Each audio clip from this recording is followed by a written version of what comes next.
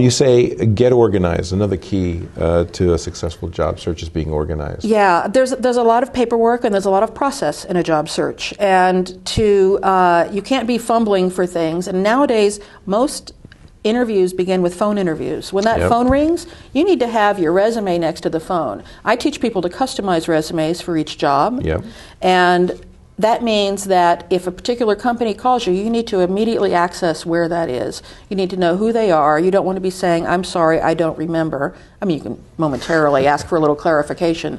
But be organized, set time schedules for yourself. I'm going to spend from 9 a.m. until noon today sourcing jobs online, and find a way that you keep records of those things. It'll help you know that you're making progress. So making appointments with yourself and keeping them. Absolutely. Right. Okay. You say, well, we touched on this, but think like the employer. And that's a very, very big. It's actually a good life skill in any kind of a way to put yourself in somebody else's. But I don't think of it as putting in their shoes. Put their hat on. Take your hat off, even, and put theirs on, and imagine, really, what is it that they're looking at? What's their life like? How busy are they? What are their responsibilities? Do they have frustrations? Do they have problems they need to solve? What are the things that the employer is looking at here? And you need to know that in order to see how to make yourself shine among the other things that they're considering. So it's probably pretty important, some of the questions you ask in the interview, too, Absolutely. right? To mine for information, and maybe having done informational interviews and talked to a lot of people to get an idea what some of the pain points are. Absolutely. Make your resume sing. Is this like Ella Fitzgerald? Or, I'm telling you, so many resumes are just so bad. And the funny part to me is that some of the worst ones are the people you think should be best. Marketing people, CEOs. I mean, it's just people who have money to pay to have it done. Your resume is a brochure about you.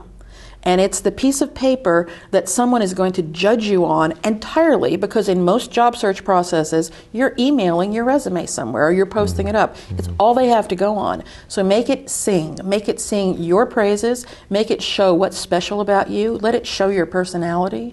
Use a font that expresses your personality. Use words that are lively, and really make an impression on somebody so that they know that that's not really a piece of paper, that's a live human being who has other things going on in their life, and where they read it and they think, I want to meet that person. And the cover letter does a lot of that too, right? Because it's prose as well. The cover letter does some of that.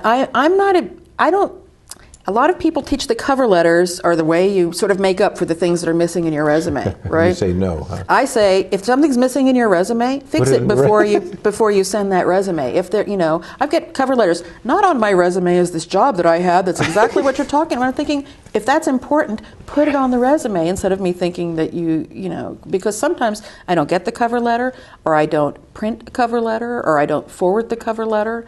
So if it's really important, put it in the resume. The cover letter, though, tells me if you read my posting, or if you know what job it is that you're really applying for. I actually read that one client or one job applicant said, the resume I'm including is not the most current one.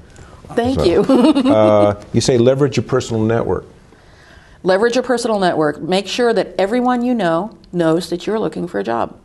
And don't assume that your family members understand what you do or how you do it. And ask people for favors. People love to help you. If you ask them for favors, they will love to say yes. So, do you know anybody at this company? Can you help me proofread my resume? Where do you think I should go for this kind of a thing? Get people involved in it. Everybody that you meet, somebody in the coffee line, you never know who's going to have that job that's the one for you. You say turn over a lot of rocks. Turn over a lot of rocks. You do what you need to do. Go to agencies if that's what you do. Talk to recruiters. Look at Craigslist. Look at the big boards.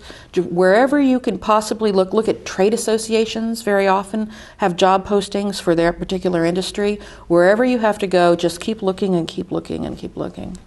Yeah. Okay. And you've hit. I was going to ask you a question, and the next one is stay motivated and positive. I was going to say, how do you stay motivated and positive? I don't know if I'd use the exact same words. One of the tricks that I teach people is that they enlist their network to do that, and to ask people to be their personal coach, their cheerleader.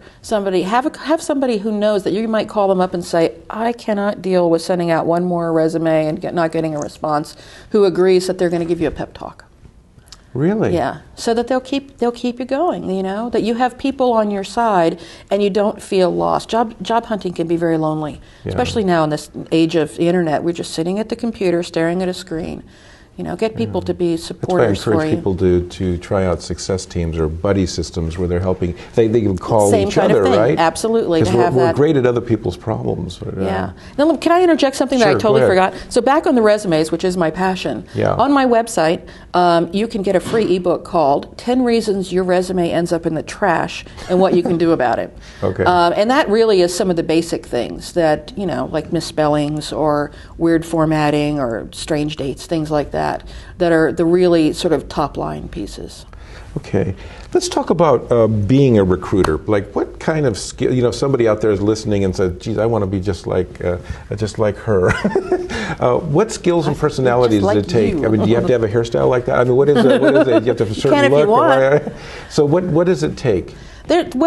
There are, and I'm talking about, although corporate recruiting is very similar. First thing, you have to be a people person. Mm-hmm. You have to be somebody who likes people, who's interested in people, who reads people well.